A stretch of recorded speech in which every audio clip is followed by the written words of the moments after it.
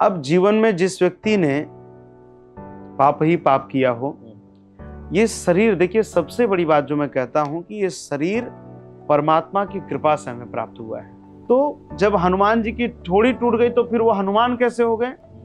अर्थात उनकी ठोड़ी नहीं टूटी, इंद्र का वज्र।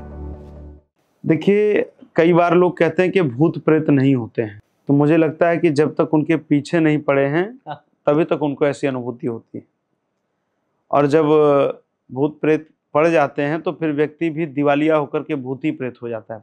अब जीवन में जिस व्यक्ति ने पाप ही पाप किया हो, ये शरीर, देखिए सबसे बड़ी बात जो मैं कहता हूं कि ये शरीर परमात्मा की कृपा से हमें प्राप्त हुआ है, ये हमारे पुरुषार्थ से नहीं प्राप्त हुआ है। ये कबहू करी करुणा नर देही, कबहू करी करुणा नर देही, देत ईस बिनु हेतु सनेही। ये नर्तन भगवान की कृपा से मिला हुआ है।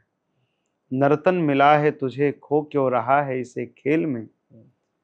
तो कंचन सिकाया तेरी उलझी है विषयों के मेल में, सुत अरुदारा वैभव सारा, कुछ भी नहीं तुम्हारा, व्यर्थ में भटक रहा है, वृथा क्यों भटक रहा है।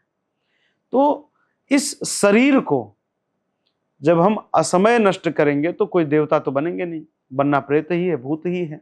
तो ये आपने बड़ा अच्छा प्रश्न किया कि भूत प्रेत हनुमान जी के निकट क्यों नहीं आते हैं। कारण ऐसा है, हनुमान जी जब जन्म ही हुआ था तो हनुमान जी जो वानरों की हम चर्चा करते हैं, वानर जो हैं वो उपदेवता की श्रेणी में आते हैं। वो वानर, उन वानरों में ऐसा होता है कि जन्मने के बाद, जैसे हमारे यहाँ 1 वर्ष के बाद बच्चा धीरे धीरे खड़ा होता है, 1.5 वर्ष में चलता है, फिर धीरे धीरे बोलता है, ऐसा नहीं है। उन उपदेवताओं की श्रेणी में जन्म के तुरंत बाद ही बालक चाहे जितना बड़ा वपु बना सकता है, चाहे जितना बड़ा शरीर, चाहे जितना बड़ा छोटा हो सकता, क्षुधा पिपासा उसको बिल्कुल लगती है, उसकी बुद्धि विवेक बिल्कुल, बुद्धि जो है वो बालकों जैसी रहेगी, लेकिन शरीर वो जैसा चाहे वो वैसा। तो हनुमान जी को लगी भूख, और भूख लगी तो जब देखा सूर्यदेव की ओर, तो सुन रखा था कि जो फल पका हुआ होता है वो लाल हो जाता है। अब ये सोच करके वो सूर्यदेव की ओर दौड़े। सूर्यदेव की ओर जब दौड़े तो इधर ग्रहण भी लगने वाला था। राहु सूर्यदेव को अपना ग्राह बनाने जा रहा था ग्रहण के नाते। तो हनुमान जी जब दौड़े और दौड़ करके सूर्यदेव को उन्होंने अपने मुख में भर लिया। अब भर लिया तो इतने में राहु वहां से भागा था।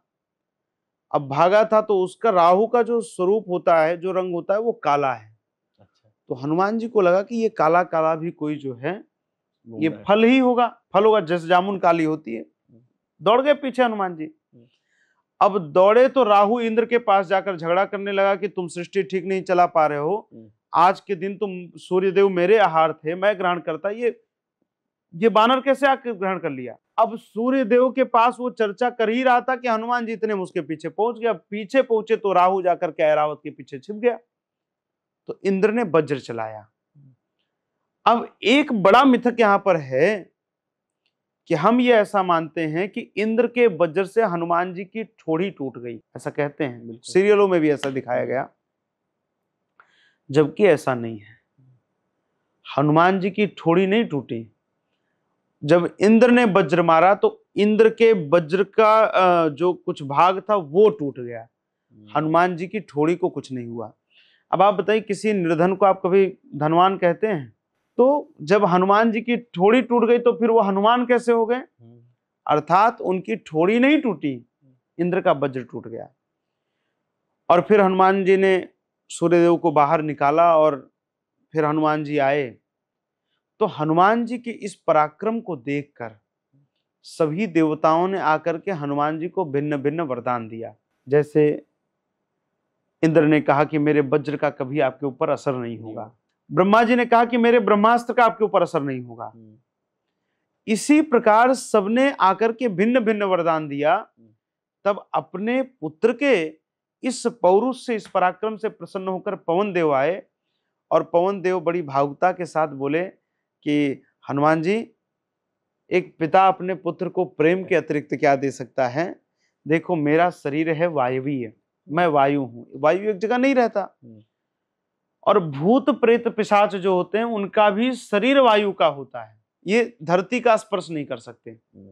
भूत प्रेत जो होते हैं वो वायवीय रहते हैं, उड़ते रहते हैं, मतलब वो स्थिर नहीं रह सकते। तो हनुमान तब पवन देव ने कहा कि ये भूत प्रेत सब मेरे वायुमंडल में ही रहते हैं। तो जाइए हनुमान जी महाराज, मैं आपको यही वचन देता हूँ, यही वरदान देता हूँ कि मैं जब तक हूँ तब तक ये भूत प्रेत आपके निकट नहीं आ पाएंगे, क्योंकि वायु में रहेंगे तो मैं दूर रखूंगा। इस नाते कहा गया भूत पिशाच निकट नहीं आवे। हनुमान जी का नाम लेने मात्र से भूत प्रेत सब दूर दूर भाग जाते हैं।